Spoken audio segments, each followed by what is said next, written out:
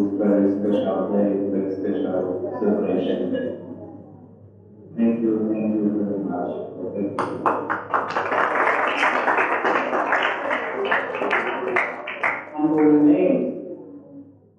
இவரை போலந்து அப்படிங்கிற ஒரு நாடு இருக்கு, ரஷ்யா பகுதியில.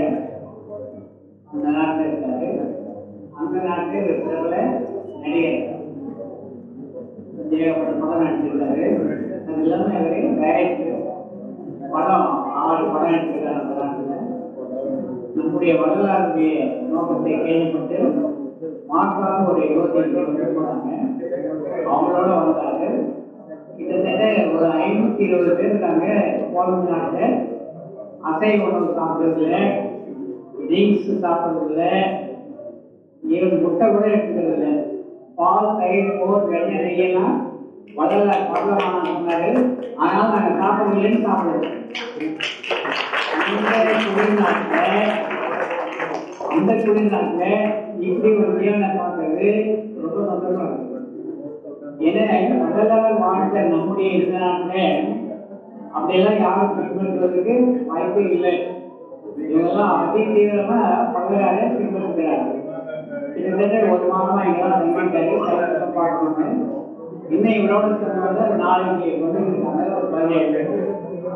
அதனால வள்ளலார் சொன்னார், நான் சொல்ல நீங்க கேட்கல, வெளிநாட்டுல இருந்து வருவான், அப்பதான் நான் சொன்னதெல்லாம் உங்களுக்கு புரியும் சொல்லிட்டு தான் வள்ளலார் பண்ணுறாரு. 1874 டிசம்பர் மாதம் 30ஆம் தேதி வெள்ளிக்கிழமை அவர் பண்ண சொற்பொழிவு அவர் சொன்னதே இப்ப நடந்துச்சு. என்ன, ரஷ்யாவில் பிராடிவஸ்கி அபியாஸ் அப்படின்னு அங்கதான் சொல்லும் போது வந்தாங்க. இந்த தியாசபிகல் சொசைட்டி அப்படின்னு ஒன்று ஆரம்பிச்சாங்க. வள்ளலார் எப்படி மறைந்தார் ஆரம்பிச்சு அம்மா பண்ணிட்டு இருந்தாங்க. இந்த ரஷ்யாவுக்கு கீழே இருக்க போலந்து நாட்டிலிருந்து நம்ம அந்த விடுவிச்சிருக்காங்க.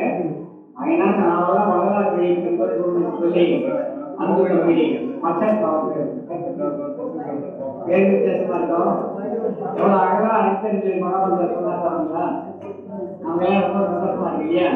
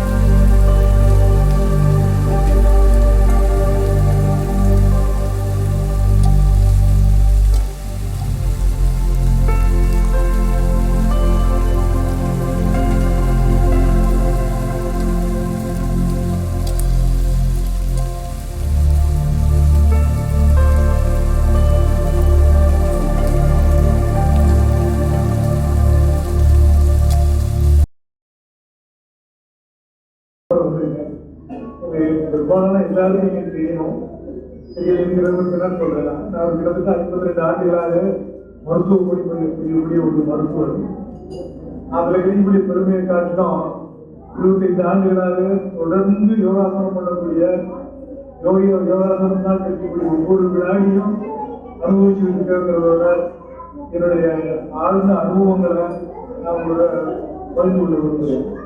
நான் எதையும் இன்னைக்கு பார்த்தோம்னா எங்க பார்த்தாலும் பெரிய பெரிய ஆஸ்பத்திரி, கார்பரேட் ஆஸ்பத்திரி, அதாவது வினாடி வந்துட்டே இருக்கு, புதுசா வருது.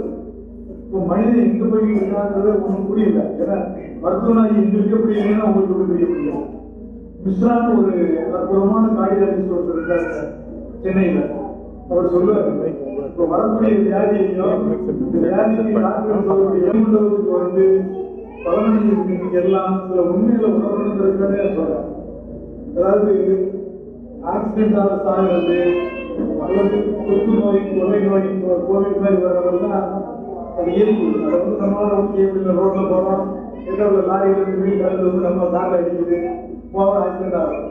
ஆனா நம்மளே வளர்ச்சிக்கக்கூடிய வியாதிகள் இருக்கு, வாழ்வியல் வியாதிகள் சொல்றோம். இது முக்கியமான விஷயம் என்னன்னா ஒன்றை மட்டும் அடிப்படையை புரிஞ்சுங்க. நம்ம எல்லாரும் பிறந்த அன்னைக்கே நம்ம நெத்தியில எழுதியாச்சு என்னைக்கு நம்முடைய எக்ஸ்பைரி டேட். அதை யாராலையும் மாற்ற முடியாது.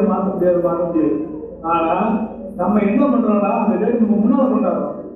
இந்த முன்னால பின்னால கொண்டு போறதுக்கு முயற்சியெல்லாம் நடந்துருக்காங்க.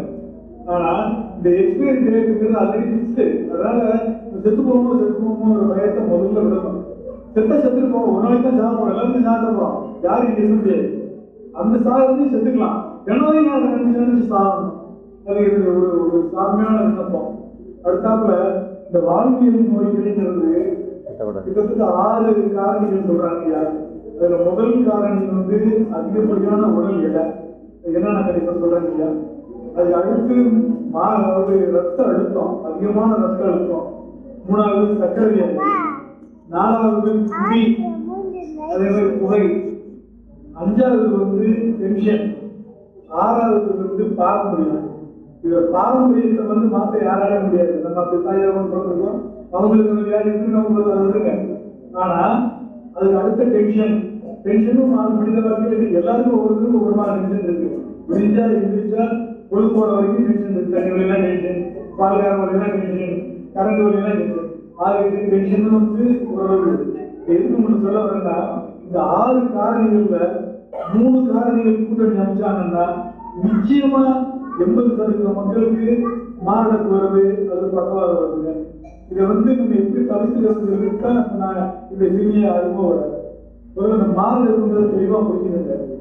மாரடைப்புங்கிறது வந்து ஒரு பயங்கரமான வியாதிதான் நேரம். அப்பவும் மாரடைப்பு தான் ஜெயிச்சு அன்னைக்கு மாரடைப்பு இல்லாம இல்லை.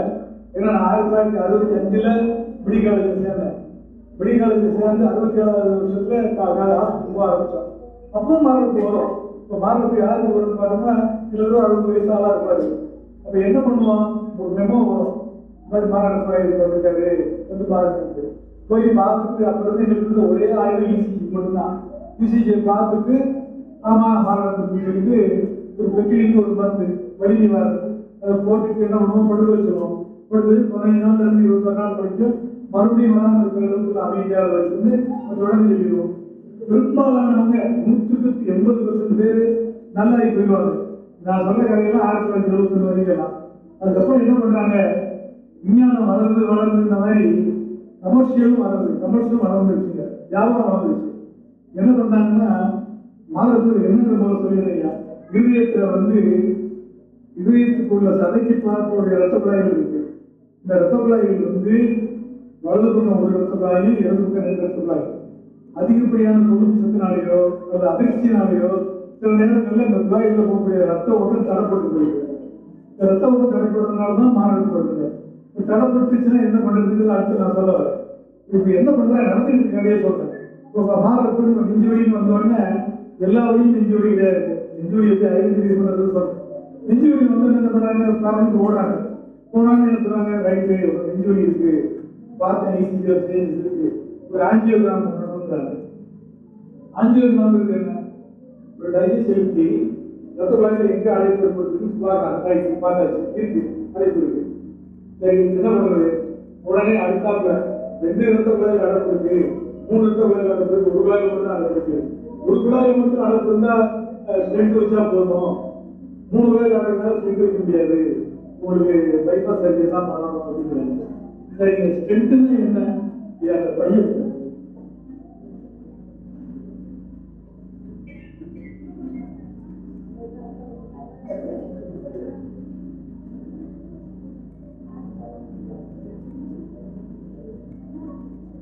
உள்ள அந்த மாதிரி ஒரு கம்பி, இந்த கம்பி நுனியில ஒரு குண்டு மேல இருக்கும். செக் பண்ணிட்டு எக்ஸ்ரேல பார்த்து உடனே வந்து இருக்கு எந்த இடத்துல இடம் ஏற்பட்டிருக்கு, இந்த இடத்துல உங்களுக்கு ஸ்ட்ரென்த் போடணும் அப்படின்னு சொல்லிட்டு சொல்லிடுறாரு. இப்போ என்ன பண்றாங்க, இதுக்கு மேல இன்னொரு டியூபை, பிளாஸ்டிக் டியூப் இதை அனுப்புறாங்க. இந்த பிளாஸ்டிக் டியூப் இங்கே கொண்டு வச்ச பிறகு அடைப்பு ஏற்பட்டிருக்க இடத்துல ஒரு கார் கேபிள்னு சொல்லுவாங்க, பார்த்துருப்பீங்க, வளைவலையா அலையாலையா இருக்கக்கூடிய ரப்பர் டியூப் இல்லைங்களா, இந்த நீளத்துக்கு வச்சுக்கோங்க, மடிமடிவா இருக்கும், கொலாப்ஸ் ஆகக்கூடாது, வெள்ளமே, அதாவது தமிழ் அலையாலையா இருக்கு மடிமடிவா. இப்படி ஒரு குழாய் ஸ்ட்ரென்த்தை உள்ள அனுப்புறாங்க. அனுப்பி அந்த இடத்துல கொண்டு போய் வச்சுட்டு பலூன் நாங்கள் ஊற்றணும்னா அது விரிஞ்சோடனே உள்ள 10 எல்லாத்தையும் எடுத்துடுறோம். எடுத்த பிறகு அந்த இடத்துல ரத்த ஓட்டம் சீராகிடும். ரைட், அந்த இடத்துல ரத்த ஓட்டம் சீரான பிறகு, ஆனா இது இயற்கை கிடையாது, அது ஒரு பாலித்தீன் டியூப், நல்ல கவனமா கேளுங்க. ரத்த குழாய் கிடையாது, ஒரு டியூப், பிளாஸ்டிக் டியூப். அந்த பிளாஸ்டிக் டியூப்ல ரத்தம் போய்கிட்டு இருக்கப்ப ரத்தத்தினால் வரக்கூடிய சில பிளேட்லெட்ஸ் செல்ஸ் எல்லாம் என்ன பண்ணுது, இந்த அடிபட்டு மறுபடியும் கிளாட் ஃபார்ம் ஆகிறதுக்கு சான்ஸ் இருக்கு. மறுபடியும் ஃபார்ம் ஆகிற கிளாட் என்ன பண்ணுன்னா மூளையில போய் அடைச்சிருக்கு, இங்கிருந்து அங்க போயிடுது. ஆக ஒரு மருத்துவ நிறுவனம் பண்ணியிருக்காங்க, இந்த ஸ்டென்ட் போட்டவங்கல்ல நிறைய பேருக்கு பக்கவாதம் வருது அப்படின்னு கண்டுபிடிச்சாங்க. அப்ப ரைட்டு ஸ்டென்ட் இல்லையா, சரி பைபாஸ் சொல்றாங்க. அது என்ன பைபாஸ்? இப்ப நடுவில் இருக்கக்கூடிய எலும்பு, நெஞ்செலும்பு இல்லையா, இதெல்லாம் கவனமா யாரும் பயப்பட வேண்டியிருக்கோம். இதை உள்ள ஒரு இதை போட்டு ரம்பத்தை போட்டு அறுத்து எந்த பிளந்துருவாங்க. பிளந்து வந்து இங்கிட்டு விழா எலும்போடும் இங்கிட்டு விழா எலும்போடும் இந்த நடு எலும்போட சேர்ந்து போயிடும். அது நேரம் தான் இருதயம் உள்ள இருக்கு. இந்த இதயத்துல அடைச்சு ரத்தக்குள்ள அடைச்சிருக்கிற இடத்த ஒரு நடுவில் இருக்கக்கூடிய இது வந்து நல்லா கேளுங்க. தமணின்னு படிச்சிருப்பீங்க, திரைன்னு படிச்சிருப்பீங்க. தமணிங்கிறது வால் திக்கா உள்ளக்கூடிய, சுவர் திக்கா உள்ளக்கூடிய ஒரு குழாய், அது தான் சுத்தமான ரத்தம் போகுது. திரைன்னு சொல்றது மெல்லிய வால் உள்ள மெல்லிய சுவருள்ள குழாய். இதுல இந்த தமணியில் தான் அடைப்பு ஏற்பட்டிருக்கு. அடைப்பு ஏற்பட்டு என்ன பண்றோம், இந்த இடத்த 2 இன்ச்சு கட் பண்ணிடுறோம். கட் பண்ணி எடுத்துட்டு காலில் இருக்கக்கூடிய தமணி தான் கட் பண்ணியிருக்கோம். ஆனா சிறையை கட் பண்றாங்க. சிறையோட நீளத்துக்கு எடுத்து எல்லாருக்கும் அதுக்கு இங்க இருந்து போட்டு இதை தையல் போடும். எப்படி, இது திக்கு வால், இது வந்து தின் வால். அதாவது சில அடிப்படை உண்மையில புரிஞ்சுக்கணும். நான் வந்து எதிர்க்காக எப்படியோ அது அவங்க சாட்சியோ சொல்லல, விஞ்ஞானம் வளர்ந்துருக்கு. இந்த வால் இது வந்து ஒரு திக்கான வால், இது வந்து தின்னானது. இது ரெண்டையும் இணைச்சு தையல் போடுறாங்க. தையல் போட்ட பிறகு இதோடைய வெப்பாரிங்கிற சொல்யூஷனை செலுத்தி திருப்பி அடைக்காம பண்றாங்க. ஆக இந்த திக்கான குழாயில இந்த தின்னான வால் தான் போட்டுருக்கோம். இது எவ்வளவு நாளைக்கு தாங்கும்? நல்லா யோசிச்சு பாருங்க. அதிகபட்சம் 2 வருஷம் தாங்குமா, 3 வருஷம் தாங்குமா சொல்ல முடியாது. அப்ப என்ன நடக்குதுன்னா, இயற்கை வந்து ஒரு மாபெரும் மருத்துவம். இயற்கைக்கு மிஞ்சின மருத்துவனே கிடையாது. ஏன்னு கேட்டா, இப்ப நம்ம வசதி இருக்கு போய் பண்ணிடுறோம், வசதி இருக்கு நான் போய் பண்றேன், ஆஞ்சியோட பண்றேன், பைபாஸ் வசதி இல்லாத பண்ணாலும் செஞ்சுட்டாங்களா? கிடையாதுங்க. அவங்க நல்லா இருக்காங்க. என்ன ஆகுதுன்னா, அடப்பட்ட உடனே பக்கவாட்டுல நிறைய சிலைகள்ல ரத்த குழாய் உண்டாகுங்க. இந்த ரத்த குழாய் எல்லாம் அடப்பட்ட இடத்தை தாண்டி போய் வந்துருது. தயவு செய்து பிஎம் எப்படின்னு ஒருத்தர் பேசுவாங்க, நிறைய பேர் பாருங்க வீடியோல. அவருடைய பேச்சு கேட்டாலும் தெரியும். இன்னும் நடந்துங்க, ஒரு கார்டியாலஜிஸ்ட்யா, ஒரு இருதய மருத்துவம் கூட நல்லா கேளுங்க. வெளிநாட்டுல பிராக்டிஸ் பண்ணி வெளிநாட்டுல நீண்டகாலம் அனுபவப்பட்ட ஒரு மருத்துவர் அவரையும் சொல்றாரு, பைபாஸ் பண்றதும் இந்த செட்டு போடுறதும் தேவையில்லாத வேலை அப்படின்னு ரொம்ப கடுமையா விமர்சனம் பண்றாரு. அது அதுக்கு போக வேண்டாம். ஆக பைபாஸ் பண்றதுங்கிறதும் செட்டுங்கிறதும் ஒரு வர்த்தகமா இருக்கு. 2 லட்சம் 2.5 லட்சம் ரூபாய் தெரிஞ்சுங்க.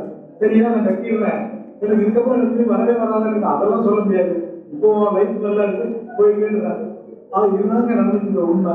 அப்ப சரி மாரகத்துக்கு வருவியா, என்ன பண்ணணும் கேளு. மாரகத்துன்னு வருதுன்னா வழி, எல்லா வழியும் மாரகத்து வழி கிடையாது. அதாவது மாரகத்து வழிங்கிறது கடுமையான வழி, பொறுக்க முடியாத நடு நெஞ்சுக்கு கீழே. இந்த வழி இங்க போடலாம், இங்க போடலாம், பின்னால போடலாம். வேருக்கு தொட்டம் மூச்சு வாங்குறது சிரமப்படும், பேச முடியாதவங்க சொல்லிப்பாங்க. அப்ப என்ன பண்ணணும்? ஒன்றும் பண்ண வேண்டியது. இப்படி இருந்தா படுத்துடுங்க, உட்காந்து படுத்துருங்க. படுத்துட்டு நிறைய பேர் நீங்க வீடியோ பார்த்துருக்கீங்க, நிறைய பேர் இப்படி கட்டுவான், இப்படி இந்த பக்கம் வேகமா கட்டுவான். இது கட்டுறதுலயே நிறைய நேரம் இந்த அழைப்பு சரியா இருந்தாங்க. அதே மாதிரி வயலண்ட இரும சொல்றான். இவ்வளவு உங்க கனமா இருக்க முடியுமோ,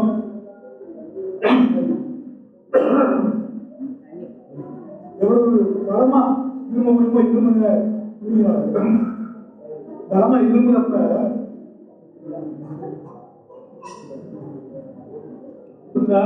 எப்படி உப்பு படியோ அதே மாதிரி உள்ள படிஞ்சு படிஞ்சு வலுவழுப்பான இந்த ரத்தங்களா இது மாதிரி சுரசுரப்பா ஆயிடும். வந்து வேணா பாத்துட்டாங்க. இத இப்படி அடைப்பு காரணம் நம்பலாம். இது 50 வருஷத்துல திடீர்னு ஒரு நாள் ரத்த அடைப்பா அடைக்கல. பண்ணிட்டு தொடர்ந்து பண்ணிட்டு இருக்க தவறுனால இந்த குழாயில வந்து இந்த மாதிரி படிச்சிருக்கு, கார படிச்சு இவ்வளவு பெரிய ஒரு துவாரம், ஒரு சின்ன துவாரம் ஆயிடுச்சு. இதேதான் எல்லா ரத்த குழாயிலும் நடந்துட்டு இருக்கு. அப்ப நம்ம என்னன்னா, அதாவது அசைவ உணவு சத்தியமா 2 ஆனது வழி கிடையாதுங்க. அடுத்தால என்ன பொருள் ஏற்கனவே ஒரு மீட்டிங்ல சொல்லியிருக்கேன், ஒரு சிப்ஸை குறிச்சி காமிச்சோம். எண்ணெயில எதுவுமே எண்ணெயில பொரிச்ச எல்லாமே, அதாவதுயா எண்ணெயில பொரிச்சதுங்கிறது அத்தனையுமே ஆபத்தானதுதான். இயற்கை உணவு, எண்ணெய் சேராத அடுப்புல சமைக்காத இன்னொரு இது நான் வீடியோ எடுக்க முடியல. அடுப்பு வைக்காத சமையல்னு ஒன்று அனுப்பியிருக்கேன். அதாவது இயற்கை உணவுங்கிறது அடுப்புல வச்சு சமைக்காத அத்தனை உணவுமே அற்புதமான உணவு. அதுல வந்து சந்தேகப்படவே வேண்டாம். நம்ம ருசிக்காக சமைக்கிறோம். அதாவது சமையல்ங்கிற வார்த்தையை உண்ணுவதற்கு தயார்படுத்துவதுன்னு அர்த்தம். குழந்தை பெண்கள் அதை சமைச்சிருச்சுன்னா என்ன அர்த்தம்? அந்த குழந்தை குடும்ப வாழ்க்கைக்கு தயாராகிடுச்சுன்னு அர்த்தம். சமைக்கிறதுங்கிறதே உண்ணுவதற்கு தயார் பண்றதுன்னா, ஆதி மனிதன் சமைக்கல, எல்லாத்தையுமே பச்சையா தான் சாப்பிட்டு இருந்தான். இப்போ பச்சையா சாப்பிடக்கூடிய உணவு அத்தனையுமே சமைக்காம சாப்பிடுறதுங்கிறது உத்தமம். நிச்சயமா என்னால சொல்ல முடியும், உணவை சமைக்காம சாப்பிடுறது எந்த நோய் வரப்போறது இல்லைங்க. அதாவது ஆக்சிடென்ட்லெஸ் ஆகிறதுங்கிறது இல்லை. மற்ற இந்த வாழ்வியல் நோய்கள், சக்கரை வியாதியோ ரத்த கொதிப்போ உப்பு தேவையில்லைங்க. நம்ம உப்புங்கிறது ஒரு கொடிய விஷம். சர்க்கரையை விட உப்பு கொடுமையான விஷயங்க. 5 கிராம் உப்பு அப்பும்பாங்க. ஆனா 5 கிராம் உப்பு குறைவா தானே நம்ம எடுத்துக்க வேண்டியிருக்கோம். ஒண்ணு இல்லாததுனால பாதி பிரச்சனை இருக்கு. அதாவது உதாரணம் சொல்லுவாங்க, கொசுக்கு தேல் கடிச்சு படுத்தவங்க இருக்கான், பாம்பு கடிச்சு படுத்தவங்க இருக்கான், தேல் கடிச்சு செத்தவங்க இருக்காங்க. அதாவது பயம், முதல்ல பயத்தை ஒழிக்கணும். அதாவது மாற போச்சு செத்து போயிடும் பயந்தா அது பயம்தான், வேற வழியில இருக்கு. அது இன்னும் அடுத்த தூண்டுதல் இருந்துட்டே இருக்கும். ஆக மாரடை போய்கிறது ஒரு மர்ம நோய் இல்லை, ஒரு சாதாரண நோய் அப்படிங்கிற இயல்பா எடுத்துட்டோம்னாலே எந்த பிரச்சனையும் வருது. ஒண்ணு. 2வது, அதிகப்படியான ரத்த அழுத்தம். அதிகப்படியான ரத்த அழுத்தம் பெறுது உப்புதான் முக காரணம் இல்லையா. 2வது, எண்ணெயில பிடிச்ச எல்லா பொருளுமே என்ன வேணும்னு நினைச்சோம்னா நல்லெண்ணெய், கடலெண்ணெய், தேங்காய் எண்ணெய் மாறி மாறி உபயோகப்படுத்தலாம். ஆனா மற்ற இந்த ரீஃபைண்ட் ஆயில் சொல்லக்கூடிய அத்தனையுமே அயோக்கியத்தனமான எண்ணெய் வார்த்தையை சொல்றேன். அயோக்கியத்தனமான எண்ணெய், அதாவது சமலா நல்லது, சன்ஃப்ளவர் ஆயில் நல்லது, ரைஸ் பிரான் ஆயில் நல்லது, சோயா ஆயில் நல்லது, இதெல்லாம் கடை அத்தனையும் வணிகம். அதாவது எண்ணெய் ரீஃபைண்ட் ஆயில்ங்கிறது அழுக்கு நீக்கப்பட்ட எண்ணெய்னு அர்த்தம் இல்லை, கொழுப்பு நீக்கப்பட்ட எண்ணெய்ங்கிறது பொய்யுங்க. எண்ணெயில கொழுப்பு எடுத்தாங்க, அது எண்ணெய் கிடையாது. தெளிவா புரிஞ்சுங்க. தண்ணியில கொழுப்பு இருக்கிறதுனால அது எண்ணெய். எல்லா எண்ணெயிலுமே கொழுப்பு இருக்கு. இப்போ கடலெண்ணெயும் கொழுப்பு இருக்கு, நல்லெண்ணெயும் கொழுப்பு இருக்கு, தேங்காய் எண்ணெயும் இருக்கு. ஆனா என்ன வித்தியாசம்னா, பாலிஅன்சாச்சுரேட்டட் ஃபேட்டி ஆசிட்ங்கிறது இந்த நம்ம இயற்கையான கடலெண்ணெய், நல்லெண்ணெய் இதை சுத்தப்படுத்துறேன்னு சொல்லிட்டு இவங்க ரசாயனங்களை செலுத்தி இந்த எண்ணெயை கெடுத்துடுறாங்க. ஆக இந்த ரீஃபைண்ட் ஆயில் உபயோகப்படுத்துறவங்க தான் பாதி வியாதி வர்றது. ஒண்ணு. 2வது, மாரடைப்பு சொல்லிட்டேன். ரத்த அழுத்தத்துக்கு சொல்ல சர்க்கரை வியாதிங்கிறது நான் முடிச்சு படிச்சுட்டு பார்த்தோம்னா 60 வயசு 65 வயசு உள்ளவங்களுக்கு இருக்கும். இப்ப எண்ணிக்கையை பார்த்தீங்கன்னா 25 வயசுல சக்கரை வியாதி வருது. இது எங்க இருந்து வந்தது? இது நம்மளா உற்பத்தி ஆகிக்கிற வியாதி தான் அது. மாவு பொருள்கள், மாவு சத்துள்ள பொருள்களை நம்ம நிறைய சாப்பிட கண்டிப்பா சக்கரை நோய்க்கு அடிமைப்படுத்தணும். என்னன்னு முதல்ல புரிஞ்சுங்க. சக்கரை வியாதியோட அடிப்படை முதல்ல ரத்தத்துல சர்க்கரை இருக்கு, குளுக்கோஸ் சொல்றோம். சுவாமி அடிக்கடி சொல்லுவாங்க, மனித வாழ்க்கைக்கு உயிரோட இருக்கணும் 2 வேணும். ஒண்ணு குளுக்கோஸ், 2வது ஆக்சிஜன். ஆக்சிஜனுக்கு தான் அவங்க சொல்றது ஆண்டாளமா பிராணாயாமம் பண்ணுங்க மூச்சு பயிற்சி பண்ணுங்க. ஆக அது பிராணனுக்கு பிராணவாயு முடிஞ்சிருக்கு. குளுக்கோஸ்ங்கிறது அடிப்படை தேவை. குளுக்கோஸ் இல்லாம எந்த ஜீவராசியும் வாழ முடியாது.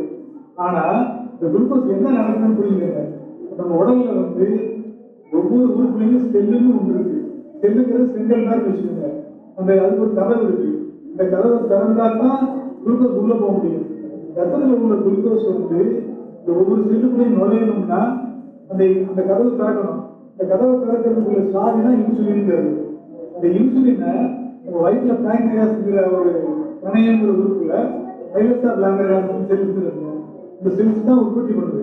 நம்ம பிறக்கிற எண்ணிக்கை இறைவன் நமக்கு இவ்வளவுதான் பேங்க்ரியாஸ்ல தைலத்தா பிளாங்கரியாஸ் இருக்கு, அது இவ்வளவுதான் அவனுக்கு இன்சுலினை சுரக்குன்னு நிர்ணயிச்சு அறிவிச்சிட்டாரு. நம்ம இந்த இன்சுலினை காப்பாற்றி வச்சுக்கிட்டோம்னா நமக்கு சக்கரை வியாதி வர்றதில்லை. நம்ம என்ன பண்றோம்னா அதிகத்து தேவையான குளுக்கோஸை சாப்பிட்டு கார்போஹைட்ரேட்ஸை எடுத்துக்கிட்டு இந்த இன்சுலினை காலி பண்ணிடுறோம். பெட்டியில் இருக்கக்கூடிய இன்சுலின் கூட முடிஞ்சு கூட என்ன செய்யறாங்க, நாங்கள் மாத்திரை கொடுக்குறோம். என்ன மாத்திரை தர்றோம்? இந்த மிச்சம் இருக்கிற செல்ல கசைக்கு புரிகிற மாதிரி இந்த ஹார்மோன்ஸை உற்பத்தி பண்றதுக்காக நம்ம கொடுக்கக்கூடிய மருந்துகள் என்ன பண்றோம்? செல்ல இயற்கையான செல்ல கசைக்கு புளிஞ்சு இன்சுலின் உண்டாக்கலாம். ஓடி போன குதிரைய சவுக்கால் அடிக்கிற மாதிரி குதிரை ஓரளவுக்கு தான் ஓடும், அதுக்கப்புறம் படுத்துக்கும், என்னால முடியாது. அது இந்த மாத்திரை என்ன வேலை செய்யாத இன்சுலின் அந்த ஹார்மோனை இன்ஜெக்ஷன் வழியா கொடுக்கணும். இன்ஜெக்ஷன் வழியா கொடுக்கக்கூடிய ஹார்மோன் போய் இயற்கையான ஹார்மோனுடைய வேலையை செய்யுது. ஆனா அது இயற்கையான ஹார்மோன் கிடையாது. புரியுதுங்க. கொஞ்ச நாள் என்ன ஆகுன்னா இந்த இன்சுலின் போட பிளட் சுகர் குறைஞ்ச உடனே இவங்க ஒரு தப்பான முடிவு வந்துடுறாங்க நோயாளி. அப்ப எவ்வளவு வேணாலும் சாப்பிடலாம். போய ஒரு 3 அல்வா சாப்பிடுங்க, நீங்க எல்லாம் சேர்ந்து ஒரு லேசர் ஒரு 10 பாயிண்ட் கூட போட்டுக்கலாம். ஏன்னா ஒருத்தருக்கு அட்வைசர் ஆகிடுறாங்க. இன்னொரு 10 பாயிண்ட் போட்டா அது போயிடுறது. போட்டு கடைசியா இன்சுலின் 2 40 யூனிட் 80 யூனிட் போட்டு புதுசு இன்சுலினுக்கு வர ஆரம்பிச்சுங்க. ஏன்னா இன்சுலின் வண்டியும் பெரிய வண்டி தான். மருத்துவ வண்டிங்கிறது இன்னைக்கு உலகத்திலேயே $1 பில்லியன் பிசினஸ் சொல்லலாம். ஆண்டாண்டுக்கு ஒரு புது மருந்து வந்துட்டே இருக்கு. ஆக முதல்ல நான் படிக்கிறப்ப இருந்த சக்கரை வியாதி மாத்திரை இல்லைங்க. இப்போ ஒரு மாத்திரை 20 ரூபா 25 ரூபா 40 ரூபா 100 ரூபா வந்துட்டு இருக்கு. ஆக என்ன அர்த்தம்னா பழைய மாத்திரை பொய்யா போச்சா? இல்ல, புது மாத்திரை வந்தா தான் இவனுக்கு வியாபாரம் ஓடும். ஆக புது மாத்திரை வந்துட்டே இருக்கு. இந்த புது மாத்திரை வர்றதுக்கெல்லாம் காரணம் நம்முடைய கவனக்குறைவு தான். நம்ம எப்படி சரி பண்றது? உணவுல மாவுச்சத்துல உணவுப் பொருள்களை இயன்றவரை குறைக்கணும். 2வது மற்ற நார்ச்சத்துள்ள காய்கள், பச்சை காய்கள் எடுக்கக்கூடிய புதுக்காய்கள் எடுக்கிறாங்க. நான் பல முறை சொல்லியிருக்கேன். வெள்ளிக்காயை பச்சையா தான் சாப்பிடுவேன், யாரும் சமைச்சு சாப்பிடுறது. அதே மாதிரி வெங்காயம், கேரட்டு, பீட்ரூட்டு, தக்காளி, இஞ்சி, வெண்டிக்காய், முட்டைக்கோசு. ஐயா நான் அடிக்கடி அமெரிக்கா போயிடுறவங்க தெரியும் எல்லாருக்கும். அங்க பாத்தீங்கன்னா சாலடுங்கிற பேர்ல பச்சை காய்களை தான் வச்சிருப்பான். அதை மட்டும் சாப்பிட்டு போயிடுவான், வேற எதுவும் சாப்பிடுறது கிடையாது. 95 வயசுல காரை ஓடிட்டு வர்றாங்க, டென்னிஸ் விளையாடுறாங்க. 95 வயசுல உள்ள லேடி ஷர்ட் போட்டுட்டு அவங்க சொல்றதே தான், நீ என்ன வேணாலும் சொல்லு, இதை விளையாடக்கூடாதுன்னு சொல்லிடாத. நான் பேட்மிண்டன் விளையாடணும், நான் கண்டிப்பா டென்னிஸ் அதான் உங்களுக்கு நோக்கம். நான் சென்னை ஆகஸ்ட்ல நான் வந்தேன். அப்ப நடந்து போயிட்டு இருந்தேன். என்னுடைய பொண்ணு ஒரு யோகா ஆசிரியர். அப்போ ஒரு அம்மா ஓடி வந்தாங்க. ஓடி பேக் போட்டுருக்காங்க. வயசு தெரியுது, ஆனா அவங்க எங்க காட்டுறாங்க, எனக்கு தெரியுது அவனுக்குன்னு கேட்கறாங்க. எனக்கு நம்பி யோசிச்சு பார்த்து எனக்கு உங்களை கரெக்டா தெரியலையமா, நீங்க சொன்ன நான் உங்களை யாருன்னு சொன்னேன்னு சொல்றேன். நீங்க பிரியாவோட அப்பா தானுங்கிறாங்க. ஆமாம்மா அப்படிங்கிற. நீங்க 2-3 வருஷமா வரல இல்லை அப்படின்னா, ஆமா கோவிட்னால நான் வரல. இப்ப ஞாபகம் வருதா நான் எங்கே பாத்தீங்கன்னு. இந்த மாதிரி என் தோல்பட்டையில விழுந்துட்டேன். என் டாக்டர் சொன்னாங்க, எலும்பு உடையில ஜம்முதான் கிழிஞ்சிருக்கு, எனக்கு ஆப்ரேஷன் பண்ணி ரிப்பேர் பண்ணணும் அப்படின்னு சொன்னாங்க. பண்ணுன்னு சொல்லிட்டேன். அதுக்கப்புறம் தான் ஜோக்கு பண்ணின பிறகு, நீ சர்டிஃபிகேட் விளையாட முடியாது, நீ டென்னிஸ் விளையாட முடியாது, நீங்க இனிமே சும்மா வாக்கிங் போயிட்டு வா, கார் ஓட்டு அவ்வளவுதான். கார் ஓட்டுறது நான் பண்ணிட்டாரு சொன்னாங்க. எனக்கு நான் வெளியே வந்துட்டேன். நான் பிரியா கேட்டேன். பிரியா வந்து எங்க அப்பா வந்துட்டாரு, அவர் வேணா நீ ஒரு வார்த்தை கேளு, எங்க அப்பா ரொம்ப வருஷம் எக்ஸ்பீரியன்ஸா வந்தேன். என்ன வந்து அந்த அம்மா கேட்டு நான் சொல்றேன், அம்மா அப்படியெல்லாம் ஒண்ணும் இல்லம்மா, இயற்கை நீங்க கொஞ்ச நாள்ல நல்லா இருக்கும். தன்னாலேயே கொஞ்சம் சில பரிசீலனை பண்ணீங்கன்னா சரியாகும் சொல்லிட்டு சில நானும் சொல்லிவிட்டேன். அந்த அம்மா சொல்றாங்க, இப்ப பாரு நான் திரும்பி செட்டில் ஆகிறேன், என் டாக்டர் சொல்லிட்டு இருந்தேன்னா நான் இதோட போயிருப்பேன், நான் விளையாட மாட்டேன், நான் டிபோஸ் ஆகி ஓல்டேஜ் ஹோம் போயிருக்கேங்கிறாங்க. ஆக நம்ம நாட்டை விட யோகாவில் வந்து நல்லா புரிஞ்சுக்கிட்டவங்களும் இயற்கை உணவு அதிகமா சாப்பிடுவதும் வெளிநாட்டுக்காரங்க. ஆக இயற்கை உணவுங்கிறது வந்து ஒரு அதிசயமான விஷயம் கிடையாது. உங்களால கற்பனை பண்ணி பாத்தீங்கன்னா எல்லாமே எதெல்லாமே இயற்கை சாப்பிடணும். அவள் இருக்குல்ல, அவள் இயற்கையாவே சாப்பிடலாம், சமைக்கணும் அவசியம் கிடையாது. அதே மாதிரி எல்லா காய்கறியும் என்னெல்லாம் உடம்பங்காய் தீக்கங்காய் எல்லாமே கூட ராதாகிருஷ்ணன் சொல்லி ஒரு பெரிய இன்கம் டாக்ஸ் கமிஷனர் இருந்தாரு இல்லையா மதுரையில. அவர் வந்து மதிய உணவு சாப்பிட்றது எல்லாம் எழுதி விட்டாரு. என்னன்னு கேட்டா அவர் சாப்பிட ஆடும் ஆகக்கூடாது. என்ன ரகசியமா சாப்பிட புடலங்காய அவரே சிரிச்சு இந்த புடலங்காயோட கருவேப்பிள்ளை எல்லாம் போட்டு அதுல லேசா பழுது சீரகம் போட்டு அவ்வளவு சாப்பிடுவாரு. ஆக யாராவது பார்த்தா கைது பண்ணுவாங்க, அதுக்காக நான் அப்படி செஞ்சேன்னு சொல்லுவாங்க. நல்லா இருந்தா நல்லா இருந்தா ஒரு நல்லா இருக்கிறதுங்க. அது எது சொல்ல வரேன்னா இயற்கை உணவுங்கிறது ஒரு நல்ல விஷயம். அடுத்தாப்புல இந்த நாட்டத்துல உணவுகள் நம்ம சாப்பிடக்கூடிய தப்பித்தவரை உள்ள போற கொழுப்பை குடிச்சு வச்சிருக்கு. அதாவது தேங்காயை பற்றி ஒரு அற்புதமான விஷயம். தேங்காய் வந்து ஒரு தாய்ப்பாலுக்கு நிகரான ஒரு அற்புதமான உணவு. தேங்காய் நம்ம என்ன பண்றோம்னா பச்சையா சாப்பிடுற வரைக்கும் எந்த விதமான பிரச்சனையும் வரதில்லை. தேங்காயும் போட்டு வதக்கிறது, தேங்காயிலையும் எண்ணெய் ஊற்றுறது, இதெல்லாம் பண்றதுனாலதான் தேங்காயினால கோளாறே கிடையாது இல்லையா. தேங்காய் வந்து ஒரு அற்புதமான நல்ல உணவு. அடுத்தாப்புல பழங்களை பற்றி ஒரு தப்பான அபிப்பிராயம், அதாவது ஃப்ரூட்ஸ் எல்லாம் சுகர் இருக்கு, அதனால ஃப்ரூட்ஸை சாப்பிடக்கூடாதுப்பாங்க. கிடையாது. எல்லா ஃப்ரூட்ஸ்லயுமே சுகர் இருக்கு, எனக்கு தெரியும். இந்த சில ஃப்ரூட்ஸ் வந்து சர்க்கரை விட உடனே கூட்டம். அதுல வாழைப்பழம், மாம்பழம், பலாப்பழம், மற்ற பழங்கள்லாம் வந்து இருக்கு. அது வந்து நமக்கு நன்மை செய்யக்கூடிய சுகர் தான் இருக்கு. என்ன பண்றாங்கன்னா அடுத்த வடிவம் ஃப்ரக்டோஸ்ல சுகர் வராதுன்னு ஃப்ரக்டோஸ் சிறப்பு கொண்டு வரலாம். ஃப்ரக்டோஸ் சிறப்பு வேற, ஃப்ரக்டோஸ் வேற. ஃப்ரக்டோஸ்ங்கிறது இயற்கையான சுகர், பழத்துல உள்ள சுகர்.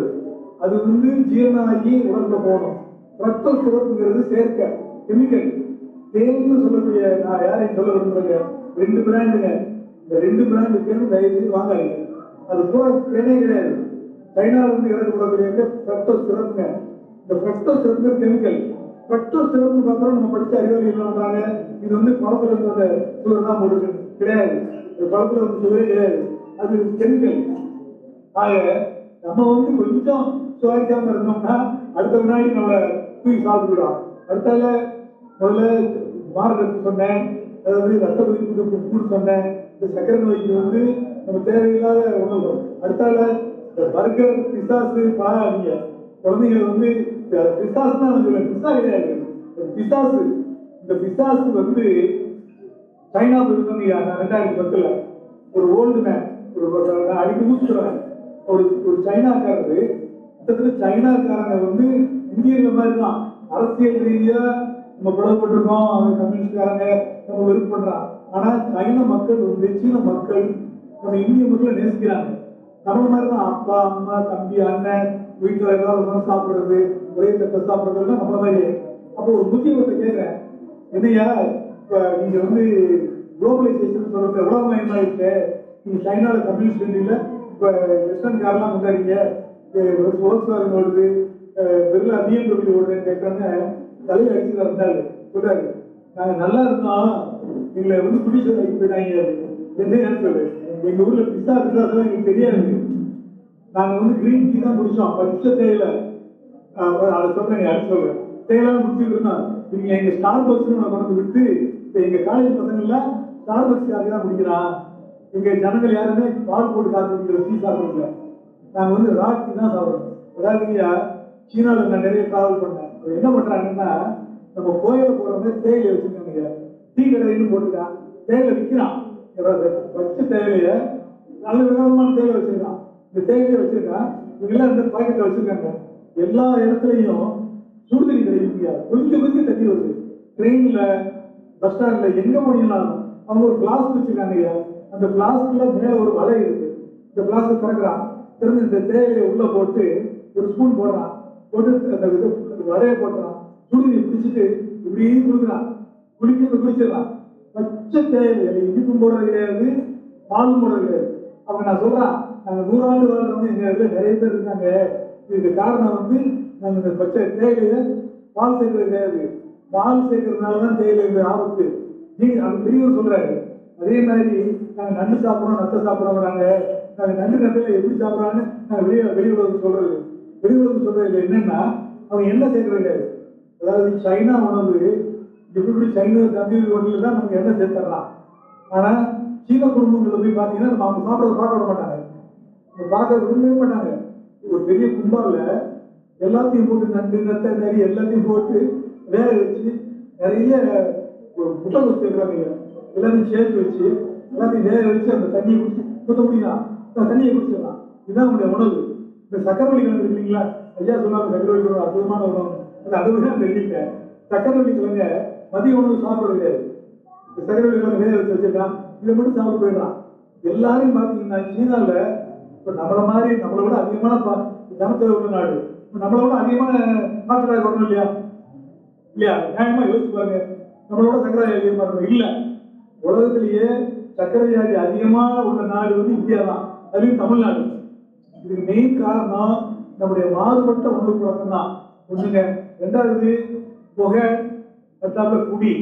நான் ஏற்கனவே சொல்லிட்டேங்க, புகையில வந்து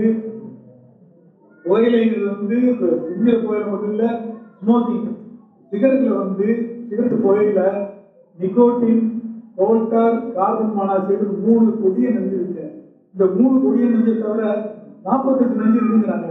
இந்த நிக்கோட்டின்ங்கிறது ரத்த குழாயை சுருக்கிடும், ரத்த குழாய் இருக்கிற ரத்த குழாயை சுருக்கி 4 வருடத்துல சுருக்கி விரிவிடாமல் பண்ணிவிடும். அதனால கோல்டாருங்கிறது ரோட்ல ஊற்றுற தார் தான், அது தாரை கொதிக்கிற தாரில் காலை வச்சிங்கன்னா தோல் போயிடும். இதே மாதிரி ஸ்மோக் பண்றப்ப இந்த தார் போய் உள்ளக்கூடிய நுரையீரலில் உள்ள ஜவ்வுல படிஞ்சது இருமுவான், இருமும் ஜவ்வு பிச்சுட்டு வர்றப்ப ரத்தம் வரும். அது அடுத்த கதை. அடுத்தாப்புல நிக்கோட்டின் சொல்லிட்டேன், carbon monoxide. Carbon tie ஆக்சைடுங்கிறது கார்பனும் 2 oxygen உள்ளது, கார்பன் மானாக்சைடுங்கிறது கார்பனும் 1 ஆக்சிஜன் உள்ளது. இந்த கார்பன் மானாக்சைடு கொடிய விஷம் இல்லையா?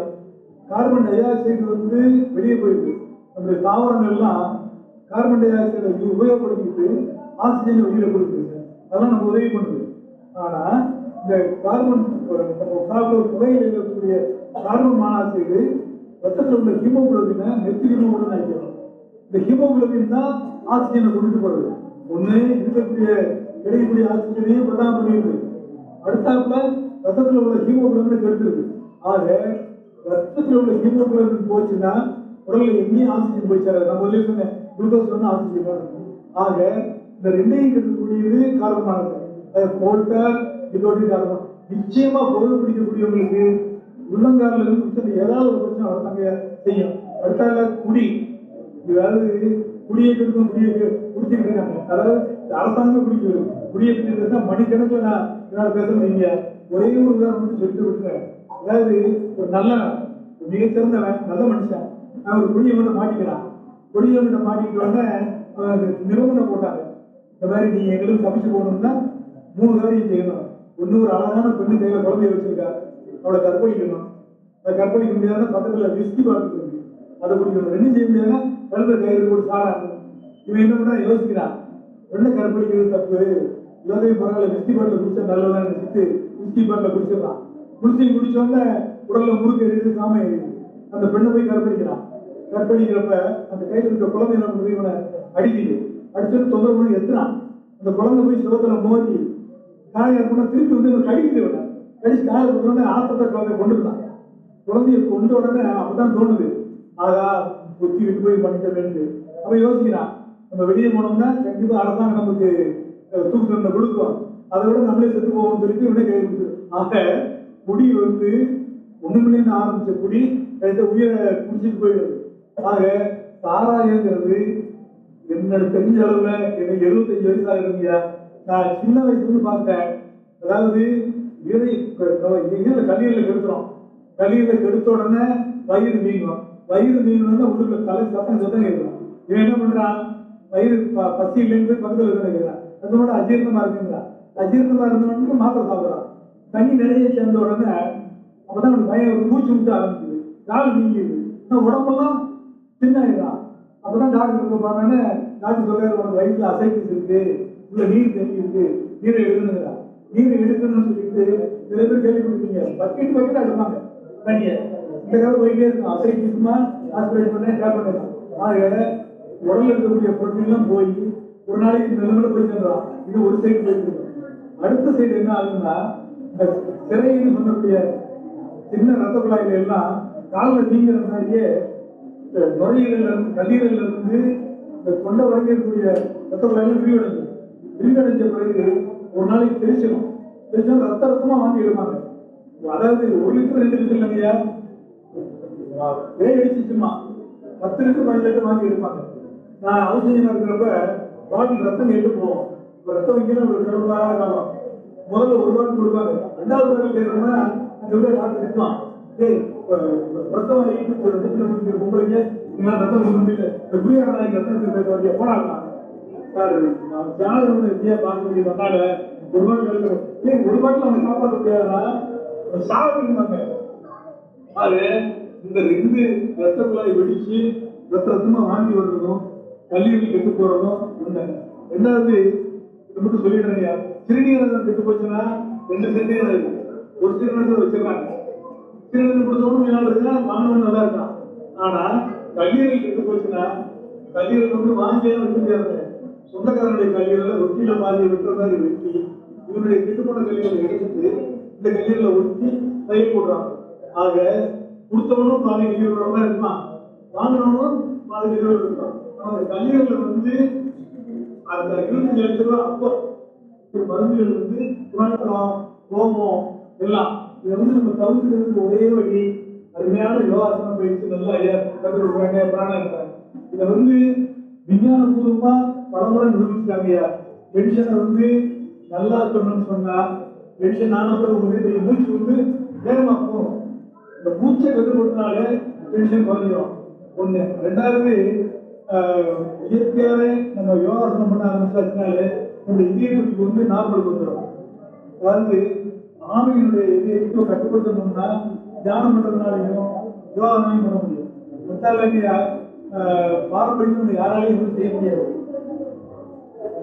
இந்த டென்ஷனால வாழ்க்கை வாழ்றதுக்கு சில முத்திரைகள் பற்றி கேள்விப்பட்டிருக்கீங்க. இந்த முத்திரைகள்லாம் உண்மையானதாங்க, எதுவுமே போய் கிடையாது. அதாவது ஸ்டாக்டன் ஒரு இடம் இருக்குங்க அமெரிக்காவில், ஸ்டாக்டன்ங்கிற இடத்துல தாய்லாந்துக்காரங்க புத்தகம் வச்சிருக்காங்க. நான் எல்லா மதக்காரங்க போய் பார்ப்பேன். இந்த புத்தகக்காரங்க போய் பார்த்து உங்களுக்கு ஒரு சீனியர் புத்திஸ்ட் அவருக்கு எங்க டாக்டர் தேவை ஒரு அட்வான்டேஜ். நான் ஒரு மருத்துவம்னா கொஞ்சம் எளிமையா பேசுவாங்க. இயற்கை நம்ம இயற்கை மருத்துவத்துல ஆர்வமா இருக்கோம்னா இன்னும் நல்லா பேசுவாங்க. அவர் பேசினப்ப அவங்க சொல்றாங்க, புத்த முத்திரைன்னு ஒன்று இருக்குங்க, இது நாங்க எல்லாரும் பண்ணுவோம். ஒண்ணு இல்லைங்க, அதாவது வலது பக்கத்து மூளை இடது பக்கத்து மூளை, வலது பக்கத்து மூளை எல்லாமே அதாவது கலை நயம், நடிக்கிறது, அழகா பேசுறது, சிந்திக்கிறது, பாட்டு எழுதுறது, இதெல்லாம் வரைகிறது, இதெல்லாம் வலது பக்கத்து மூளை. இடது பக்கத்து மூலையில கணிதம், கால்குலேட் பண்றது, சொல்றது, ஆராய்ச்சி பண்றது தான். ஆக இந்த மூளை இதுபாட்டு இயங்கிட்டு இருக்கு, இந்த மூளை இதுபாட்டு இயங்கிட்டு இருக்கு. இந்த 2ஐயும் ஒருங்கிணைக்கணும்னா யோகால வந்து இந்த முத்திரையில பண்றாங்க. ஒண்ணு இல்லைங்க, இங்க பிடிச்சிடறாங்க.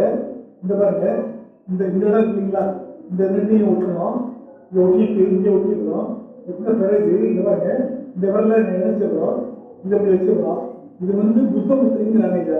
இது மேல கொண்டு போகிறாங்க. இந்த பாருங்க, இந்த 5 வருஷத்துல ஐயா சொன்ன சிறந்த இந்த 2 உருவம் சமைக்கிற இடத்துல தலையை நிறுத்த வேண்டாம், அந்த மட்டும் மேல நிறுத்தி இதை பார்க்கலாம். இங்க ஒட்டிடணும். இங்க வச்சு இதை பாக்குறப்ப அற்படியோ அற்படியோ தனிப்படின்னு சொல்லுங்க, ஓம்னு சொல்லுங்க, ராம்னு ஏதோ ஒண்ணு சொல்றப்ப நம்முடைய மனம் வந்து இதுல தொடர்ந்து இருக்கும். நீங்க பண்ணக்கூடிய 2 நிமிஷமா இருந்தா கூட அவருடைய பலன் தெரியும். நீங்க பண்ணிப்பாரே தெரியும். இது டென்ஷன் கண்டிப்பா வரும். இது வந்து அவங்க சொல்ற புத்த முத்திரை இருக்கு. எல்லாமே கையாளதான். இந்திய முறையில இல்லைன்னா இருக்கு. இந்திய முறையில மாதிரி முத்திரைங்கிறாங்க இல்லையா, மாதிரி முத்திரைங்கிறது இதே எல்லாருமே இணைச்சிடறோம், நடுவரில் மட்டும் வைத்திடுறோம், இந்த விரலாம் இணைச்சிக்கிறோம். அதாவது இந்திய முறைகள்ல ஒவ்வொரு விரலுக்கும் ஒன்ன குறிப்பிட்டான். அதாவது நேரம் ஆயிருமையா, நிலத்துக்கு ஒண்ணு, பூமிக்கு ஒண்ணு, நீருக்கு ஒண்ணு, ஆதாயத்துக்கு ஒண்ணு, ஒவ்வொரு விரலுக்கும் ஒரு பஞ்சபூதத்தை நினைச்சிருக்காங்க. இந்த பஞ்சபூதங்களை நம்ம கட்டுப்பாடு கொண்டுறதுக்கு அதேதான் நம்ம உடல் பஞ்சபூதம் தான். நிலம், கால் ரெண்டு நிலம், இது நீர், இங்க நெருப்பு, இங்க வாயு, இங்க ஆகாயம், இது எல்லாத்தையுமே இணைச்சு இது பண்றாங்க. அது இந்திய முறையிலும் இதுக்கு இல்லாம நினைச்சிட்டு இதேதான் இப்படி பண்ணா இப்ப இப்படி பண்றோம். இதை பார்க்கணும். இது மாதிரி முத்திரைன்னு சொல்றோம். அடுத்தால இந்த மாதிரி முத்திரைக்கு அப்புறம் இது பாருங்க, இது லிங்க முத்திரைங்கிறாங்க. அதாவது இது மூடிட்டு கட்ட வரது பெருவரில் மட்டும் இதை மட்டும் நம்ம இந்த நுனியை மட்டும் தான் பார்க்கிறோம். இங்க ஒட்டி இருக்கோம். இதை கவனிங்க, இதை மட்டும் பண்ணா போதும். ஆக ஒரு பக்கம் இந்த பண்றப்ப இடது நாடி சுத்தப்படுத்துங்கிறாங்க. இடது கட்டங்கள் மேல இருக்கிறப்ப இடது பக்கத்துல போகக்கூடிய நாடி சுத்தமா இருக்கிறாங்க. அதே மாதிரி மாத்திட்டு அதையில வலது பக்கம் பண்ணோம்னா வலது நாடி சுத்தமா இருக்கிறாங்க. இது அனுபவபூர்வமா கிட்டத்தட்ட ஒரு 3-4 ஆண்டுகளா செஞ்சுக்கிட்டு இருக்கேன். ஆனா நல்ல பலன் இருக்கா செய்யுது. ஏன்னு கேட்டா எனக்கு 2-3 தான் முதுகுடி வந்துச்சுங்கய்யா. எங்க தங்கி தெரியும் வந்துருச்சு. இப்ப கடைசி முறையும் வந்தப்ப அமைதியா போயிட்டு வந்துருச்சுங்க. நடக்க முடியல, கொஞ்சம் கட்டி கூட நடந்துச்சு. அப்ப ரொம்ப கஷ்டப்பட்டேன். நான் எவ்வளவு மருத்துவம்ங்கிறதுனால முதுகு தண்டில் ஊசி போட்டுட்டேன். ஊசி போட்டோடனே இவங்க நம்பர் சொன்னாரு, கண்டிப்பா நீ ஆப்ரேட் பண்ணிக்க. 3 தடவை சொல்லிட்டாங்க ஏற்கனவே, ஆப்ரேட் பண்ணிக்க, இல்லாட்டி ஒரு நாள் முடியாது, நடக்க முடியாது, நீ என்ன பண்ண போறீங்கிறாங்க. ஹைதராபாத்ல இருக்காரு, அவருக்கு போய் பண்ணிடுவோம். 2.5 லட்ச ரூபா ஆகும். அவங்க ஃபுல்லா ஓபன் பண்றது இல்ல, ஒரு சின்ன தொலை வழியா சரி பண்ணிடுவாங்க. கீழே சரி பண்ணிடுவாங்க, சாமி வர மாதிரி பண்ணிடலாம்னு சொல்றாரு. சொன்னோடனே நானும் சரி பண்ணிடுவோம் சொல்லியாச்சு. தீபாவளி கழிச்சு போய் பண்ணிடலாம் தான் சொல்லிட்டாரு. நானும் முடிவு பண்ணேன். ஆனா அதுக்கப்புறம் நம்முடைய நமக்கு தான் தெரியும் தலைவலிங்கிறது நடக்குது. திருப்பி படிச்சு பாக்குறப்ப நிறைய முறைகளை பாக்குறப்ப எனக்கே சில முறைகள் கண்டுபிடிச்சிங்க. சில மருந்துகள் எடுத்துட்டு நான் மேடம் உங்க பேசுறீங்க நான் வந்திருக்கேன். ஆக திருப்பி யோகா பண்ண ஆரம்பிச்சேன். முதல்ல அந்த 2-3 நாள் பண்ண முடியல, கஷ்டமா இருந்தது. உலகத்திலேயே எனக்கு சிக்கலாக்கூடிய விஷயம் என்னன்னு கேட்டா, இதை வருத்தப்படுறது யோகா பண்ண வருத்தமா இருக்கும். ஏன்னா அவருடைய கிடைக்கூடிய பலன்கள் அந்த அடிக்ஷன் கூட வச்சுக்கோங்களேன். போதைக்கு அடிமை அந்த மாதிரி இதுக்கு அடிமையாச்சு விடுங்க. 2வது முத்திரை சொன்னேன். முதல்ல இந்த முத்திரை சொன்னேன், புத்த முத்திரை சொன்னேன். 2வது மாதிரி முத்திரை சொன்னேன். அடுத்து லிங்க முத்திரை சொன்னேன். இது போக சில எளிமையான பயிற்சிகள் சொல்றீங்க. இந்த தண்ணி யுவராஜா வா பாருங்க, நல்லா தூக்கி கீழே ஃபுல்லா, அதாவது பாதி படி பண்ணாதான் பண்ண முடியும். சாதாரண ஃபுல்லா பண்ண முடியாது. படிக்காட்டு இந்த மாதிரி பண்ணாம இது பண்ண ஆரம்பிச்சீங்கனாலே இந்த புலிங்கால் வழின்னு சொல்லுவீங்க. இந்த புலிங்கால் வழி கண்டிப்பா போயிடுங்க. அது மாத்திரம் இல்ல, இந்த பாதத்துல லட்சக்கணக்கான அற்புதம் நரம்பு வந்துருங்க. இது அத்தனையும் சிமுலேட் ஆகும். இது ஃபர்ஸ்ட் பாருங்க. இது உங்களால ஒரு 10-15 20 பண்ணலாம். எத்தனை நேரம் பண்ணலாம். ஒரு பெரிய கஷ்டமான பயிற்சி கிடையாது. முக்கியத்துவம் என்னன்னு சொன்னா, கீழே இருக்கக்கூடிய பாதத்தில் இருக்கக்கூடிய அற்புதெல்லாம் தெரிந்தால் மட்டும் இல்லாம இந்த சதை இருக்குங்க, என்ன கால் சதைன்னு சொல்றோம். இது செகண்ட் ஹார்ட்னு சொல்லுவாங்க. 2வது இருதயம். மனிதனுடைய இருதயம் முதல் இருதயம் இங்க இருக்கு. இந்த இருதயம் பிளட்டை சப்ளை பண்றது ஈஸி. உட்கார்ந்து ஆரம்பிச்சோம்னா ஓடுறவங்க நடக்கிறவங்களுக்கு இயல்பாகவே அது அந்த மசில் ரெண்டும் கேஸ்டானிக் சொல்லுவாங்க. எந்த காலத்துல அது உறுதியாகி இது ஒரு வகையான பயிற்சி, ரொம்ப எளிமையான பயிற்சி, யார் வேணாலும் பண்ணலாம். என்ன தூக்கம் வரலன்னு சொல்றாங்க இல்லைங்களா? தூக்கம் வரலைங்கிறதுக்கும் அதை கீழே தொப்புளுக்கு நேரம் அடியில் வச்சிருக்கான், செவத்துல கால வச்சுக்கலாம். இது வேலை மட்டும் ஆட்டுறாச்சா சரி, வேலை மட்டும் ஆட்டுறாரு. கால் செவத்துல இருக்குங்க, நல்லா கவனிங்க. அதாவது சர்வாங்காசனங்கிறது யோகா பண்றவங்களுக்கு அற்புதமான ஆசனம். பண்ண முடியாது. ஆமாங்க,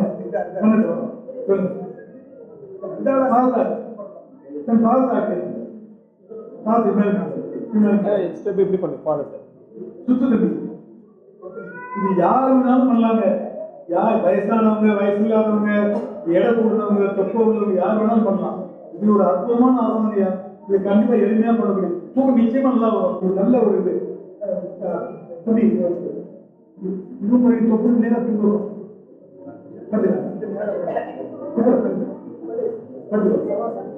கையை நான் சொல்லி கொடுத்தல இன்னும் மேல என்னவா என்னவா தொப்புள் வைக்கணும். இந்த L4 L5 கரெக்ட் கையில் இவ்வாறு தம்பி என்ன பண்றாங்க திருப்பி நிப்பி வெரி குட். இந்த 2 சுண்டு வரை இப்படி இருக்கீங்க தலைக்கு மேல வச்சிருக்காரு, தலைக்கு மேல தரையில கால் 2ஐயும் உள்பக்கம் பிடிச்சிருக்காரு. சொல்லுங்க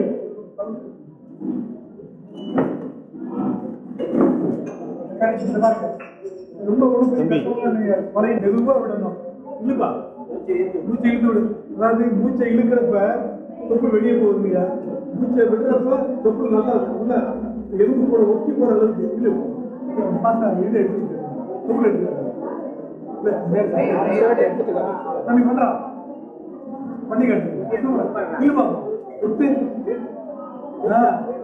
பண்ணு. இது பண்ண ஒரே புது ஒளி போயிடுங்க. கண்டிப்பா அதை கேட்டுக்கங்க போகும். லோகாஸ்தின்னு சொல்லக்கூடிய எல்லாம் போயிடும். பிரதாப்ல இது பண்றதுனால ஜீரண சக்தி அதிகமானதால உடல் எடை குறையும். நம்மளே செஞ்சு பாருங்க, கண்டிப்பா கிடையாது. இது 3ம் செய்யக்கூடிய ஒரு சிறந்த ஒரு முறைங்க. பெரிய கஷ்டமானதெல்லாம் வாங்க வேண்டாம். லாஸ்ட் போட்டது லாஸ்ட்ல எல்லாம் வேண்டாம். எல்லா கடைகளிலும் கிடைக்கும். அதாவது எனிமான்னு சொல்றது வெள்ளக்காரங்க கற்றுக் கொடுத்தது இல்லையா, நம்ம இந்திய முறையில இருந்தது. இந்திய முறையில் இருந்த சித்தர்கள் நம்ம பப்பாளி தந்தா இருக்க தண்டை அது உள்ள குரல் இருக்குங்களா, அந்த தண்ணியில உட்கார்ந்து அந்த குரல் வழியா தண்ணியை உறிஞ்சிடுவாங்க. ஏன்னா அது சித்தர்கள் அவங்களால முடியும், நம்ம சாதாரண மனிதர்கள் நம்மளால முடியறதில்லை. நம்ம இது எனிமா கேங்கிறது எல்லா இடத்துலையும் கிடைக்குதுங்க, எல்லா காய்கறிலையும் கிடைக்கும். இது நீளத்தை பார்க்குங்க.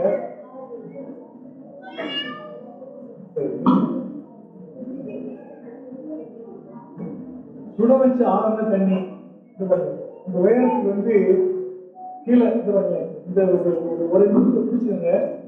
இவனுக்கு கஷ்டமான காரியம் ஒன்றும் கிடையாது. இவ்வளவு பிடிச்சிட்டீங்க, இதுல சுட வச்சு ஆறுன தண்ணியை ஊற்றிக்கிட்டீங்க. ஊற்றின இதுல ஒரு இதுல சோத்துல மாட்டிடுறோம். ஒரு 5 அடினா 4 அடி வச்சுங்க. இந்த பகுதியில லேச தேங்காய் ஏதோ செஞ்சுட்டு ஆசன வாயில செலுத்தி இந்த மூச்சு உள்ள போயிடும். உள்ள போன பிறகு இந்த திறந்து தண்ணி உள்ள போயிடும். ஆக இதுல இருக்கக்கூடிய தண்ணி சுட வச்சு ஆறுன தண்ணி. இது சாதாரண எண்ணிமா, யார் வேணாலும் எடுப்பாங்க. வாரத்துக்கு 2 நாள் எடுக்கலாம், 3 நாள் எடுக்கலாம். இது என்னங்கிற ஒரு நன்மையை சொல்ல. அடுத்தாப்புல இதுலயே மருந்து சேர்த்து வேப்ப இலையவோ துளசி இலையவோ தும்பு இலையவோ நல்லா கொதிக்க வச்சு அந்த தண்ணியை ஊற்றி எடுக்காங்க. இதுல என்ன நன்மைன்னு கேட்டீங்கன்னா, அதாவது நம்ம வாய் வழியா உறிஞ்சிடணும், இல்ல ஜவ்வு உறிஞ்சி மருந்து எடுக்குது. அதே மாதிரி எனிமால நம்முடைய மலக்குழம்பு பகுதியில் லட்சக்கணக்கான உறிஞ்சி புள்ளிகள் இருக்குங்க. அதுதான் தண்ணியை உறிஞ்சிடும். அந்த உறிஞ்சிறப்ப இந்த மருந்துகளை வாயில வேப்பையில தண்ணி கட்டிட்டு கலக்குது. ஆனா அதே நேரம் இனிமால வேப்ப நிலையை கொதிச்சு வச்சுன்னு வச்சுங்க, கண்டிப்பா கலந்து போறதில்லை. நம்ம கிடைக்கும் வேப்ப இலையோ அது என்ன இந்த விலை என்னன்னு ஏதோ எந்த மருந்து இலையை சாப்பிட்டு இருக்கிறோமோ மருந்து சாப்பிடணும்னு முடியலைன்னா கண்டிப்பா இனிமால் எடுக்கலாம். ஒண்ணுங்க. 2வது இனிமாங்கிறது தண்ணி உள்ள இருக்கப்ப உடல்ல இருக்கக்கூடிய அழுக்கு தேவையில்லாத தண்ணியெல்லாம் உறிஞ்சிடும். மருந்து தண்ணியை எடுத்துட்டு தேவையில்லாத தண்ணியை உறிஞ்சி வெளியே போயிடும். 2வது எப்படி மலச்சிக்கல் உள்ளவங்களோ ரொம்ப எளிமையான ஒரு கருவி. நான் சொன்னேன் இருக்கும். இதை வச்சே நீங்க மலச்சிக்கலை நல்லா வைக்க முடியும். 2வது எவ்வளவு தூரம் நாற்று காய்கறி புடலங்காய், பீக்கங்காய், சவிச்சவு, சாம்பு பூசணிக்காய், சவிச்சவு பற்றி முட்டை கொடுத்துருக்காங்க. இதெல்லாம் எவ்வளவு தூரம் எடுத்தீங்களோ அவ்வளவு தூரம் இயற்கையாக மலமலைக்காய் போயிடும். அதுவும் இல்லை ரொம்ப மனசுக்கு சொல்றவங்க இந்த இனிமா எடுக்கிறதுனால எந்த பாதிப்பும் வராது. 2வது கல்லீரல் வெயிலாகி ஹெப்பாட்டிகோமான்னு கேள்விப்படுவீங்க. கல்லீரல் இழந்ததுனால மயக்கத்துக்கு போயிடுவாங்க. அப்படி மயக்கத்துக்கு போனவங்களை இந்த இனிமா கொடுத்து தொடர்ந்து காலையில சாயங்காலம் நைட்டு கொடுத்து பழைய சிகிச்சை முழுமையாது. நான் படிச்சப்ப 71 நான் அவசியம் நடந்தப்ப ஹெப்பாட்டிகோமானாலும் நிறைய பேர் அந்த காப்பாற்றிருக்கோம். இதுல நியூமேசின் ஒரு இருக்கு இல்லையா, அந்த அளவுக்கு மருந்து அந்த மருந்தை கலந்து நாங்க கொடுப்போம். நியூமேசின் எடிமான்னு சொல்லுவோம். நம்ம மருத்துவத்துல நியூமேசின் வேண்டியதில்லை, நம்ம வேப்ப இலை நியூமேசின் தான். நீங்க வேப்ப இலை இருக்கு, வேப்ப இலைக்குள்ள விதைகளை யாரும் வேம்புங்கிறது அசாடிராக்டா இண்டிகா. அதாவது எனக்கு புண்ணியம் கிட்ட ஒரு மூலிகைக்கு மேல எனக்கு பரிச்சயம் உண்டுங்க. இந்த அதுல அந்த மூலிகையினுடைய பாட்டில் நேம் எனக்கு தெரியும். ஏன்னா நான் வந்து ஆங்கில மருத்துவம். நான் பாட்டுக்கு கிச்சிலி கிழங்கு கூடாது அல்லது இந்த பூ தும்பப்பூ சாப்பிடு அல்லது சங்கு புஷ்பத்தை சாப்பிடு சொன்னா ஏற்க மாட்டாங்க. சங்கு புஷ்பங்கிறது மீடியா கிளியர் நான் சொல்லணும், அல்லது மைமோசா கூடிக்காக தொட்டாசிரின்னு சொல்லணும்.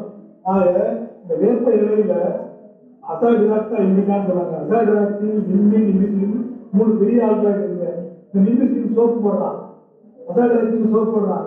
இந்த வேப்ப இலையில கூடிய பூச்சிக்கொல்லிகள் வந்து அற்புதமான பூச்சிக்கொல்லிகள். அது வேப்ப இலையிலே நீங்க கட்டாயமாக்கி ஆற வச்சு இளஞ்சூட்ல தமிழ் சூட்ல இனிமா எடுத்தீங்கன்னா நிச்சயமா குறையும். இது மாதிரி காய்ச்சல் இருக்கிறப்போ இதே மாதிரி குழந்தைகளுக்கு நாங்கள் கொடுப்போங்க. நான் பீடியாட்ரிக்ஸ்ல குழந்தைகள் மருத்துவத்தில் பண்றப்ப படிக்கிறப்ப குழந்தைகளுக்கு தாக்குதலாக 104 டிகிரியில ஃபீவர் வெட்டோம். அப்பெல்லாம் இந்த மாதிரி மருந்து கிடையாதுங்க. இப்பெல்லாம் நிறைய பேரஸ்டமால் இன்ஜெக்ஷன் போட்டுருவோம். அப்போ ஃபிட்ஸ் வந்துடும், காய்ச்சல் குறைக்கணும். அப்போ ஐஸ் கட்டி வைப்பாங்க. அதுவும் குறையாதப்ப ஐஸ் தண்ணியை இந்த மாதிரி எளிமா கையில் வச்சு குழந்தைகளுக்கு கொடுப்போம், குறைஞ்சிடும். ஆக எல்லாமே சாதாரண இயற்கை முறைகள்னால நம்முடைய நலமாக்கிக்கலாம். அதனால சௌச்சவனும் முட்டைக்கோசை மட்டும் வச்சுருக்கு. சௌச்சவன் 2 முட்டைக்கோசைன்னு மிக விலை குறைஞ்ச காய்கள் இல்லையா. இந்த காய்களை வந்து எடை குறையணும்னு நினைக்கிறவங்க, வயிற்ற சுத்தம் பண்ணணும்னு நினைச்சோம்னா பச்சையாவே சாப்பிடலாம். சௌச்சவனையும் பச்சையா சாப்பிடலாம், முட்டைக்கோசையும் பச்சையா சாப்பிடலாம். இவரு பல எல்லாரும் தெரியும் பச்சைக்காய் எவ்வளவு சாப்பிடுறது. ஆக அது பச்சையா சாப்பிட முடியலன்னு நினைச்சோம்னா 2 தோரம் பருப்போ கடலை பருப்போ போட்டு உப்பு போட வேண்டாங்க, லேசாக போடுங்க. மிளகா போடாம மிளகு போட்டு சீரகம் போட்டு வேவிச்சு கூட சாப்பிடலாம். ஒரு மதுரையில சர்வோதயான்னு சொல்லி வர்றாங்க. அங்கே ஒரு மருத்துவர், 7 மணி மருத்துவர், அவர் வந்து எடை குறைப்புக்காக 3 வேலையும் முட்டைக்கோசை கொடுப்பாரு, 3 வேலையும் சமைச்சு கொடுப்பாரு, கொடுத்து எடை குறைப்பு. வீட்டுக்கு வந்து திரும்பி எப்படி போண்டா அல்வா எல்லாம் சாப்பிட ஆரம்பிச்சுருவாங்க, திரும்பி வெளியே போடுது. ஆக நம்முடைய உணவு கட்டுப்பாட்டினாலையும் நம்முடைய நடைமுறையினாலையும் நம்முடைய நடைமுறையினாலையும் நிறைய விஷயங்கள் நல்லாக்கலாம் இருக்கு. இந்த அற்புதமான வாய்ப்புகள் பண்ணி வைக்கிறோம். நன்றி.